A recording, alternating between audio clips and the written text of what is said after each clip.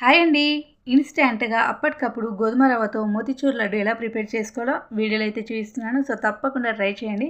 Simple and easy అండి. ప్యాన్‌లో 3 spoons నెయ్యి వేసేసుకొని డ్రై ఫ్రూట్స్‌ని అయితే బాగా వేయించుకొని పక్కన పెట్టుకోవాలి.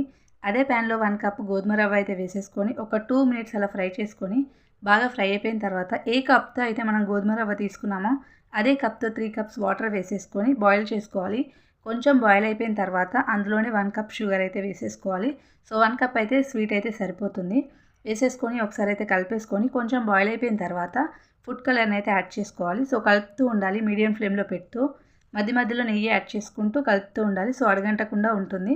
సో ఇలా కొంచెం దగ్గరకు వచ్చిన తర్వాత లాస్ట్‌లో నెయ్యి వేసేసి డ్రై ఫ్రూట్స్ వేసి కలిపేసి పక్కనైతే పెట్టుకోవాలి. సో బాగా చల్లారిన తర్వాత ఇలా లడ్డులు అయితే కట్టుకుంటే మనకి మోతిచూర్ లడ్డు అయితే రెడీ అయిపోతుంది.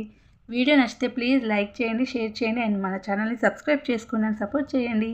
బాయ్.